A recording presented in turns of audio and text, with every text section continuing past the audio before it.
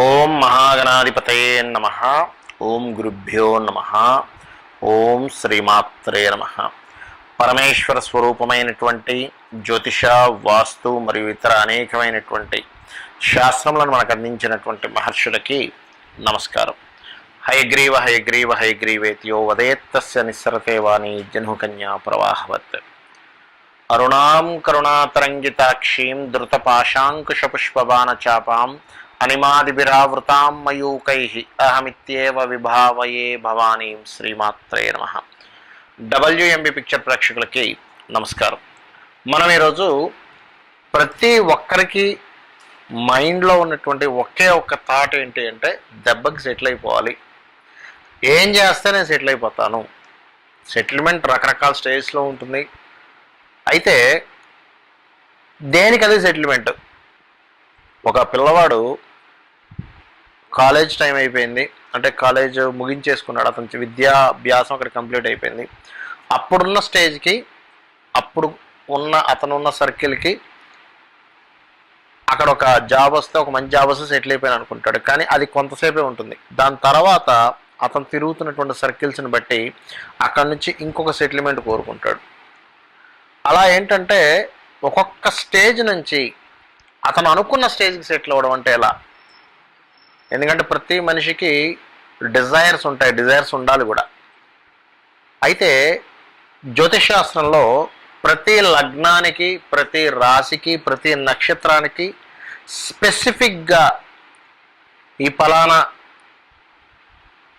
సాధన చేయడం ద్వారా, ఫలానా దానం చేయడం ద్వారా, లేదా ఫలానా మంత్రజపం చేయడం ద్వారా మీ జాతచక్రంలో ఉన్నటువంటి గ్రహాల యొక్క ఎనర్జీ, ఇక్కడ మనం చేసేది ఏంటంటే, మనం ఇప్పుడు చూడండి, చిన్న ఎగ్జాంపుల్ చెప్పాలంటే, ఒక మనిషి నార్మల్గా ఉన్నాడు, కానీ నార్మల్గా ఉన్న వ్యక్తి మంచి బాడీ బిల్డర్ అవ్వాలంటే రోజు ఒక సాధన చేస్తాడు. ఉదయాన్నే లేచి వర్కౌట్ చేయడమో, ఎక్సర్సైజ్ చేయడమో, జిమ్కి వెళ్ళడమో చేస్తూ ఉంటాడు. అంటే ఎలా అయితే వర్కౌట్ చేసి బాడీని స్ట్రాంగ్ చేసుకుంటాడో, అదేవిధంగా ప్రతి వ్యక్తి కూడా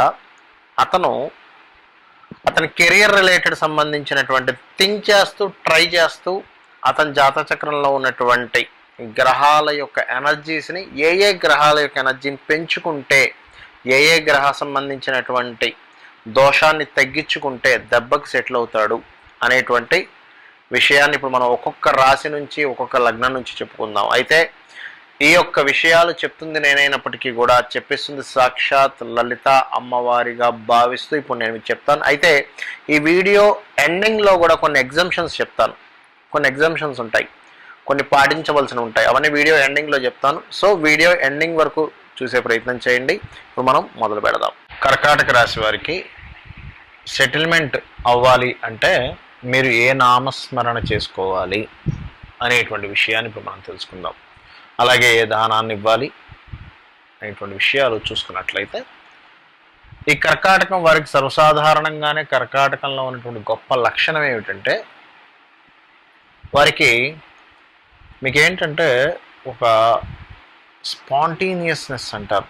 అంటే ఎటువంటి స్పాంటేనియస్నెస్? ప్రమాదము ఎటువైపు నుంచి వస్తుంది, ఎటువైపు నుంచి ప్రమాదం వచ్చినా కూడా వెంటనే మనం ఏ రకంగా అలర్ట్ అవ్వాలనేటువంటి గొప్ప లక్షణం మీలో ఉంటుంది. ఇది చాలా ముఖ్యమైనటువంటి లక్షణం. అందుకే ఈ కర్కాటక రాశికి గుర్తుగా మనకి చూడండి, ఎండ్రికిచ్చని పెడతారు. దాని కనుక మీరు గమనించినట్లయితే సముద్ర పొడ్డు దగ్గర తిరుగుతుంటాయి ఎక్కువగా. మీరు గమనించినట్లయితే అది 365 డిగ్రీలు ఎటైనా వెళ్ళగలుగుతుంది. ఎటైనా అటు వెళ్ళగలుగుతుంది, ముందుకి వెనక్కి అని కాదు. 365 డిగ్రీస్లో ఎటైనా వెళ్ళగలుగుతుంది. అలాగే ఎక్కడికక్కడే అది భూమిలోకి వెళ్ళిపోగలుగుతుంది. అంటే దానికి ప్రమాదం వస్తుంది అనగానే వెంటనే అలర్ట్ అయిపోయి లోపలికి వెళ్ళిపోగలుగుతుంది. అంత జాగ్రత్తగా ఉంటుంది. అలాగే కర్కాటక రాశి వారు, అలాగే కర్కాటక రాశిలో ఉన్నటువంటి పునర్వసు 4వ పాదము, పుష్యమి మరియు ఆశ్లేష నక్షత్రం వారికి కూడా ఇప్పుడు మనం చెప్పబోయేటువంటిది వర్తిస్తుంది. అయితే ఇందులో మీరు చక్కగా సెటిల్ అవ్వాలి లైఫ్లో అంటే, గ్రహాల్లో ముఖ్యంగా సెటిల్మెంట్ ఇచ్చేటువంటి గ్రహాలు ఏమిటి అసలు ఈ యొక్క కర్కాటక రాశికి అంటే? సూర్య భగవానుడు ఇస్తాడు వీళ్ళకి. సూర్యుడు, అంటే ఏం చేయాలండి? సూర్య భగవాను ఉదయాన్నే లేచి చక్కగా కాలకృత్యాలు తెచ్చుకున్నాక మీరు ఆదిత్య హృదయ పఠనం ఎవరైతే చేస్తారో లైఫ్లో సెటిల్ అవ్వడం జరుగుతుంది. మరి దీంతో పాటు ఏం చేయాలండి? చూసుకున్నట్లయితే దత్త చరిత్ర పారాయణాలు కానీ, లేదండి నాకు అంత పెద్ద చరిత్ర పారాయణాలు నాకు చదవడం రాదు, ఏదైనా ఒక చిన్న మంత్రం ద్వారా మనం ఏమైనా చేయొచ్చా అంటే చాలా సింపుల్గా చెప్తాను చూడండి. కలిపి చేస్తే ఇంకా చక్కటి ఫలితం వస్తుంది. సూర్య భగవానుని ముందు నిలబడి మనము దిగంబర శ్రీ పాదవల్లభ దిగంబర అనేటువంటి మంత్ర సాధన కనుక చేసినట్లయితే వీరి జన్మజాతకంలో సహజంగా సెటిల్ అవ్వకపోవడానికి గల కారణం ఏంటంటే దశమ స్థానాధిపతి పాడై ఉంటాడు. దశమ స్థానాధిపతి అంటే మీ జన్మజాతకంలో కుజుడు యొక్క స్థితి పాడై ఉంటుంది. అలాగే మూడో స్థానాధిపతి కూడా కొంతవరకు పాడై ఉంటారు. మీరు చాలామందికి తెలియని విషయం ఏంటంటే మూడో స్థానం ఓన్లీ ధైర్య సాహసాలు, పరాక్రమాలు, భయము, దారిద్ర్యం ఇవే అనుకుంటాం. వాటిని అందుకే చూడండి కృషితో నాస్తి దుర్భిక్షం అంటారు. అంటే మనం కష్టపడినట్లయితే దుర్భిక్షం తొలగిపోతుంది, దారిద్ర్యం తొలగిపోతుంది అంటారు. అందుకే థర్డ్ హౌస్లో ఎఫర్ట్ ఉంటుంది. ఎఫర్ట్ అంటే మీ ఎఫర్ట్తోని దారిద్ర్యాన్ని తొలగించవచ్చు. ఆ రకంగా ఏం చేస్తారంటే పెసలు దానంగా ఇవ్వండి. అలాగే వీటితో పాటు పెసలతో పాటు తెల్ల నువ్వులు, పెసలు 1 kg పెసలు, అదేవిధంగా గ్రీన్ కలర్ క్లాత్, తెల్ల నువ్వులు, బ్లూ కలర్ క్లాత్ దానంగా ఇవ్వండి. ఈ 2 రకాల దానాలు ఇవ్వాలి మీరు సెటిల్ అవ్వాలంటే. అదేవిధంగా సూర్య నమస్కారాలు చేసుకోవడము అంటే చాలామందికి సందేహం కలగవచ్చు, ఏమండి 12 పోస్టర్స్ వేస్తుంటారు ఆ నమస్కారం అని. మీకు గనక చక్కగా శరీరం సహకరించినట్లయితే అది వేయొచ్చు. అది వేయడం ద్వారా చక్కగా మీకు ఆరోగ్యము, పాపహరణ కూడా జరుగుతుంది దాని ద్వారా. అలాగే మీకు ఆరోగ్యానికి ఆరోగ్యము ఉంటుంది, మీ పాపములు నశిస్తాయని కూడా శాస్త్రం చెప్తుంది సూర్య ఉపాసన చేయడం ద్వారా. అయితే ఇది ఎన్నిసార్లు చేయాలని చాలామంది సందేహం కలుగుతుంది. 108 సార్లు చదవమంటారా అని. దయచేసి పొరపాటున కూడా మీరు లెక్క పెట్టుకోవడం అనేటువంటిది చేయకండి. ఎందుకంటే మన కాన్సన్ట్రేషన్ అంతా కూడా లెక్క మీదే ఉంటుంది కానీ మంత్రం మీద ఉండదు. మంత్రం ఏదైనా చేసేటప్పుడు, ఒక నామస్మరణ చేసేటప్పుడు, ఉదాహరణకి దిగంబర శ్రీ పాదవల్లభ దిగంబర చెప్పాం, లేదా ఓం దత్తాత్రేయాయ నమః ఈ మంత్రం చేసుకున్నా కూడా చక్కగా సెటిల్ అవుతారు మీరు లైఫ్లో. అందులో ఎటువంటి సందేహం లేదు. ఓం దత్తాత్రేయాయ నమః, ఓం దత్తాత్రేయాయ నమః, ఓం దత్తాత్రేయాయ నమః అనేటప్పుడు ఆ నామాన్ని ఉచ్చరిస్తున్నటువంటి ఆ శబ్దం ఏదైతే ఉందో ఆ శబ్దాన్ని మాత్రమే మీరు ఫీల్ అవుతూ చేయండి. ఎంతసేపు చేస్తున్నాను ఇవన్నీ కాదు. కాకపోతే కొంతసేపు ఒక నిర్దిష్టంగా ఒక సమయంలో చేసినట్లయితే మరింత మంచి ఫలితాలు వస్తాయి. అంటే రోజు ఒకే సమయంలో కనుక మీరు ఏదైనా ఒక నామస్మరణ కానీ మంత్ర సాధన కానీ చేసినట్లయితే 100% మీరు సెటిల్ అవ్వడం జరుగుతుంది. అందులో ప్రత్యేకంగా సూర్య భగవాను చూస్తూ దిగంబర శ్రీ పాదవల్లభ దిగంబర అనుకున్నా, లేదా ఓం దత్తాత్రేయాయ నమః అనుకున్నా 100% మీరు సెటిల్ అవ్వడం జరుగుతుంది. ఇక దానాలు ఎలాగో చెప్పాను నేను మీకు. అయితే ఇక్కడ మరొక విషయం ఏంటంటే ఎటువంటి వాటిల్లో మీరు ట్రై చేయాలి? పోలీస్ డిపార్ట్మెంటు, బ్యాంకింగ్ రిలేటెడ్ సంబంధించిన, అదేవిధంగా సెక్యూరిటీ రిలేటెడ్ సంబంధించిన వీటిలో కాస్త ఎక్కువ స్కోప్ ఉంటుంది. ఇక మీ దశమాధిపతి కుజుడు కనుక స్పాయిల్ అయితే, ఎందుకంటే దశమాధిపతి కుజుడు అవుతాడు కదండి, స్పాయిల్ అయ్యి ఇంకొకరికి అప్పచెప్పినట్లయితే ఆ యొక్క కారకత్వాలను అప్పుడు మారుతుంది. కానీ సర్వసాధారణంగా ఈ కాంబినేషన్స్ నుంచి రావడం జరుగుతుంటుంది. అలాగే దానం ఇచ్చేటప్పుడు కూడా నేను మీకు ఒక విషయం చెప్పనున్నాను. చాలామంది తెలియక ఏం చేస్తుంటారంటే ఆలయానికి వెళ్ళినప్పుడు పురోహితుని అడుగుతారు, అయ్యా మేము దానం ఇవ్వాలంటే వాళ్ళు ఏం చెప్తారంటే అక్కడ పెట్టేసి వెళ్ళిపోండి అమ్మా అంటారు. పొరపాటును కూడా అలా ఒక మూలను పెట్టేసి వెళ్ళిపోకండి. చాలా క్లియర్గా చెప్పండి, అయ్యా మేము పలానా దానికోసం సెటిల్మెంట్ అవ్వడం కోసం నేను దానం ఇస్తున్నాను, మీరు చేత్తో తీసుకోండి అనేటువంటిది. అప్పుడు వాళ్ళు సంకల్పం చదివి దక్ష దక్షిణ సహితంగా మీరు దానం ఇచ్చినట్లయితే అది ఫలిస్తుంది. అలా కాకుండా నవగ్రహాల దగ్గర పెట్టేసేయండి, జయ విజయుల పాదాల దగ్గర పెట్టేసేయండి, అక్కడ మూలన పెట్టేసేయండి అని చెప్తూ ఉంటారు. అలాంటి పిచ్చి పనులు మాత్రం చేయకండి దయచేసి. అలా ఇవ్వడం ద్వారా మీకు ఎటువంటి ఫలితం ఉండదు, అలా తీసుకున్న వాళ్ళకు కూడా దోషము నిజంగా చెప్పాలంటే. ఎందుకంటే వాళ్ళ కర్మ వాళ్ళు సరిగ్గా చేయట్లేదు కాబట్టి. ఇంకోటి ఏంటంటే గాయత్రి చదివే వారికే దానం ఇవ్వమని చెప్తుంది. ఎందుకంటే గాయత్రి చదవని వారికి దానంగా మీరు ఇచ్చినట్లయితే నిష్ఫలము, ఫలితము రాదు. తీసుకున్న వాళ్ళకు కూడా కరెక్ట్ కాదు అది. ఎందుకంటే గాయత్రి చదవాలి, తీసుకున్న వ్యక్తి ఆ గ్రహ దోషాన్ని తీసుకుంటున్నాడు. తర్వాత గాయత్రి చదివి గాయత్రి జపం చేసి దాన్ని పోగొట్టుకుంటున్నాడు. కాబట్టి ఖచ్చితంగా గాయత్రి చదువుతున్నారు లేదో అంటే మీకు తెలిసిపోతుంది మనిషిని చూస్తే కూడా. ఆ రకంగా ఇవ్వండి.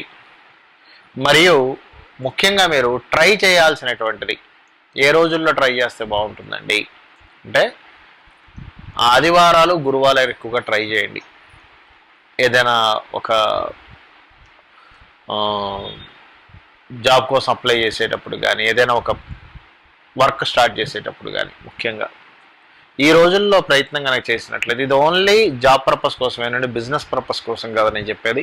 ఈ రోజుల్లో కనుక ప్రయత్నం చేసినట్లయితే ఖచ్చితంగా మీకు వర్కౌట్ అవ్వడం కూడా జరుగుతుంది. ఆ మంత్రం కూడా చేయండి. అయితే అందరికీ ఇన్ జనరల్గా ఏ లగ్నమైన ఏ రాశి వారికైనా నేను చెప్పే మంత్రం ఏది అంటే లలితా సహస్రనామాల్లో మొదటి నామం చాలా చక్కగా పనిచేస్తుంది. ఓం శ్రీమాత శ్రీ మహారాజ్ని శ్రీమత్ సింహాసనేశ్వరియే నమః. ఈ జగత్తు మొత్తానికి తల్లి అయినటువంటి ఆ యొక్క అమ్మవారు మహారాణి అయి సింహాసనం మీద కూర్చొని పాలిస్తుంది అనేటువంటిది కనుక మీరు మనసులో ఆ భావన అనుకుంటూ చేస్తున్నట్లయితే 100% అమ్మవారి అనుగ్రహం ద్వారా మీకు సెటిల్మెంట్ అనేటువంటిది జరుగుతుంది. నేను మీకు మొదట్లో ఒక మాట నన్ను వీడియో ఎండింగ్లో ఎగ్జంప్షన్స్ ఇవన్నీ చెప్తానని. పాయింట్ నెంబర్ 1 గుర్తుపెట్టుకోండి. ఇప్పుడు మనం చెప్పినటువంటివి ఏవైతే సాధనలు ఉన్నాయో ఇవి మీరు కంటిన్యూస్గా చేయాలి. ఇది point number 1. First rule number 1 ఇది. ఎందుకు ఈ రూల్ అంటే గుర్తుపెట్టుకోండి, ఈ విశ్వంలో ఉన్నటువంటి గొప్ప శక్తి ఏంటంటే మీరు కనుక కంటిన్యూ ఏదైనా చేస్తే అది అయి తీరుతుంది. కంటిన్యూ చేయకపోతే అది ఫలితం ఇవ్వదు. ఎందుకంటే అదొక చైన్, ఎనర్జీ ఆఫ్ చైన్ అంటారు. అంటే ఆ ఎనర్జీ ఫామ్ అవ్వడానికి కొంత సమయం పడుతుంది. చిన్న ఎగ్జాంపుల్ చెప్పాలంటే ఒక జిమ్కి వెళ్తామండి, జిమ్లో డబ్బులు కడతాం. చాలామంది చేసే ఇదేంటంటే జిమ్లో డబ్బులు కడతారు, ఆవేశంగా ఫస్ట్ 10 రోజులు ఆవేశంగా వెళ్ళిపోతారు. దాని తర్వాత నెక్స్ట్ మంత్ 5 రోజులు వెళ్ళడం కూడా చాలా ఎక్కువ, 3వ నెల అసలు మానేస్తారు. 6 months మనీ పే చేస్తారు. కానీ ఎవరైతే రోజు జిమ్కి వెళ్తాడో ఆ వ్యక్తికి మాత్రమే అనుకున్నట్టుగా అతని శరీరంలో దృఢత్వం అనేటిది ఏర్పడుతుంది. కానీ ఎవరైతే కంటిన్యూ చేయరో, జిమ్కి డబ్బులు కట్టడం వల్ల వాడి యొక్క శరీరం దృఢంగా అవ్వదు, రెగ్యులర్గా వెళ్ళడం వల్ల దృఢం అవుతుంది. గుర్తుపెట్టుకోండి. అంటే ఏంటి, రెగ్యులర్గా చేయాలి మనం ఏదైనా కానీ. ఒక పాట పాడే సాధన కావచ్చు, జిమ్కి వెళ్ళడం కావచ్చు, ఎనీథింగ్. అలాగే ఈ సాధనలో రూల్ నెంబర్ 1 రెగ్యులర్గా చేయండి. రూల్ నెంబర్ 2, మీరు నెగటివ్ అంటే ఏంటంటే మన లైఫ్లో ప్రతి వ్యక్తికి కూడా పాజిటివ్స్ జరుగుతూ ఉంటాయి. అంటే అనుకూలమైన స్థితి జరిగిందేమో పాజిటివ్ అనుకుంటాం, మనకు అనుకూలంగా జరగనప్పుడు నెగిటివ్గా భావిస్తూ ఉంటాం. అనుకూలంగా జరగనటువంటి విషయాల్ని అక్కడికక్కడే మర్చిపోయే ప్రయత్నం చేయండి. దాని గురించి మీరు కనుక 1% థింక్ చేసినా కూడా మీకు దానివల్ల ఎటువంటి లాభము ఉండదు. ఇది గుర్తుపెట్టుకోండి. అయ్యో ఆ రోజు అలా అయిపోయింది, వాడు బాస్ అలా అన్నాడు, లేకపోతే ఇంట్లో ఇలా అన్నారు, భార్య ఇలా అన్నది, భర్త ఇలా అన్నాడు, మా ఫ్రెండ్ ఇలా అన్నాడు, లేకపోతే నా కొలిక్ ఇలా అన్నాడు, నేను ఇంత కష్టపడ్డా అసలు వాడు నా చేతికి ఇచ్చింది ఇదే, ఇంత కష్టపడ్డది నాకు మొత్తం వాడు 0 రాశాడు నాకు. అవన్నీ మర్చిపోండి. ఎందుకంటే వాళ్ళ గురించి మీరు థింక్ చేయడం వల్ల మీకు ఏమీ రాదు. ఎందుకు రాదని చెప్తున్నానంటే అది కూడా జపంగా మారిపోతుంది. అది కూడా ఒక జపంలా మారుతుంది. గుర్తుపెట్టుకోండి. మీరు ఏది జపిస్తూ ఉంటారో మనసులో ఏది జపిస్తూ ఉంటారో అది మీకు అయి తీరుతుంది. కాబట్టి అది మర్చిపోండి. Only success. నేను చిన్నప్పుడు క్లాస్లో ఎవరూ చేయలేని విషయాన్ని నేను చేయగలిగాను. ఏదో ఒకటి ఉంటుంది, మీలో ఒక టాలెంట్ ఉంటుంది. ఎవరూ చేయలేని విషయం మీరు చేయగలుగుతుంటారు. అలా ఎవరు చేయలేని విషయం మీరు ఏం చేస్తున్నారు, ఆ టాలెంట్ అని బాగా గుర్తుపెట్టుకోండి. మీలో పాజిటివ్స్ ఉంటాయి, ప్రతి వ్యక్తిలో పాజిటివ్స్ ఉంటాయి, దాన్ని మాత్రం తిప్పుకుంటూ ఉండే. ఇది రూల్ నెంబర్ 2. ఇక రూల్ నెంబర్ 3 ఏంటంటే, గుర్తుపెట్టుకోండి, ఇక్కడ ఎంతసేపు మనం భగవంతుడికి పూజలు చేస్తూ ఉంటాం, మంత్ర సాధనలు చేస్తూ ఉంటాం. ఫైన్, మంచిదే, అందులో ఎటువంటి డౌట్ లేదు. మంత్ర సాధన చేయడమో, పూజ చేయడమో, లేకపోతే అమ్మవారి గురించి అర్చించడము, నామస్మరణ చేయడము తప్పు లేదు. 100% దాని ద్వారా, అమ్మవారి అనుగ్రహం ద్వారా మనకి ఆ యొక్క శక్తి వస్తుంది. మనం ఏదైనా సరే సాధించడానికి అమ్మవారి యొక్క పాదాలను ఆశ్రయించడం ద్వారాయే మనం దాన్ని సాధించగలుగుతున్నాం. కాకపోతే ఇక్కడ కేవలం పూజ మాత్రమే కాదు, గుర్తుపెట్టుకోండి, విచారణ చెయ్యండి. అమ్మంటే ఏమిటి ఆలోచించండి. అమ్మంటే ఏంటి, అమ్మంటే ఏమిటి, అమ్మంటే ఏమిటి, ఈ అమ్మవారు అంటే ఏమిటి, అసలు ఈ విశ్వం మొత్తం కనబడుతున్నటువంటిది అమ్మవారు అని చెప్తున్నారు. అసలు ఎలా ఉంది, అసలు ప్రతి వ్యక్తిలోనూ ప్రతి వస్తువులో దాగున్న శక్తి అమ్మవారు అని చెప్తున్నారు. ఇలా థింక్ చేయడం మొదలు పెట్టండి. పూజ చేయడం కాదు, పూజ చేయమంటున్నాను నేను, చేయొద్దని అట్లా, కానీ పూజ కంటే ఎక్కువగా థింక్ చేయండి. అమ్మవారి గురించి ఆలోచించండి. అదే అమ్మవారు నీ వర్క్ రూపంలో ఉంది, నీ ప్రయత్నం రూపంలో ఉంది, నీ ఆలోచన రూపంలో ఉంది, ప్రతి దాంట్లోనే ఉంది. నిద్రారూపేణ సంస్థిత అంటూ ఉంటారంటే నిద్ర రూపంలో కూడా ఉంది అమ్మవారు. అమ్మవారు లేనటువంటిది లేదు అనేటువంటిది మనకి లలితా సహస్రనామాలు కానివ్వండి, దేవీ భాగవతం కానివ్వండి, అనేకమైనటువంటి పురాణాల్లోని, ఇతిహాసాల్లోని చెప్పడం జరిగింది. అయితే ఇది రూల్ నెంబర్ 3. అంటే మీరు ఆలోచించండి అలా. ఈ 3 గనక మీరు పాటించగలిగితే, ఇంకా చాలా ఉన్నాయి, బట్ నేను మీకు మేజర్గా 3 చెప్తున్నాను. పాటించగలిగితే, ఇందులో మీరు పాటించేటప్పుడు మిమ్మల్ని డిస్టర్బ్ చేయడానికి కలిపురుషుడు యొక్క ప్రభావం వల్ల మిమ్మల్ని ఏదో డిస్టర్బ్ చేయడానికి పక్కకు ఫ్రెండ్ రూపంలోనో, ఎవడో బస్సులో జర్నీ చేస్తున్నో, ట్రైన్లో జర్నీ చేస్తున్నో ఎవరో మీతో ఏదో చెప్తూ ఉంటారు. వాళ్ళ మాటలు పట్టించుకోకండి. ఎందుకంటే అమ్మవారి అనుగ్రహం లేని వాడికి అమ్మవారి గురించి అర్థం కాదు. అమ్మ అనుగ్రహం ఉన్న వ్యక్తికి అది మాత్రం అంటే అమ్మవారి గురించి అర్థం అవుతుంది. లేనివాడు, అమ్మవారి అనుగ్రహం లేనివాడు మనల్ని డైవర్ట్ చేయడానికి చూస్తూ ఉంటాడు. ఇవన్నీ కాదు, ఈ విశ్వం మొత్తం నిండున్నటువంటిది అమ్మవారి శక్తి, చైతన్యము. నేను ఎంజాయ్ చేస్తూ పనిచేస్తూ ఉంటాను అంతే. దేవుడు లేడని, లేకపోతే ఈ ఎనర్జీ లేదని, అది లేదని, అది ఎలా పనిచేస్తుంది, ఇది ఎలా పనిచేస్తుంది అంత ఆలోచించేటువంటి జ్ఞానం మనకు భగవంతుడు ఇచ్చేయడం, కానీ దానికి సాధన చేయాలి. ఎవడో ముక్కు మొహం తెలియనివాడు ఎవడో చేదో అంటూ ఉంటాడు. మనం అనవసరంగా దాని నుంచి డైవర్ట్ అయ్యి భగవంతుడి యొక్క శక్తిని, భగవత్ సంబంధించిన దాన్ని మనం మిస్ అవుతుంటాం ఎక్కడో. అలాంటి పొరపాటును కూడా చేయకండి. అమ్మవారిని ఆశ్రయిద్దాం.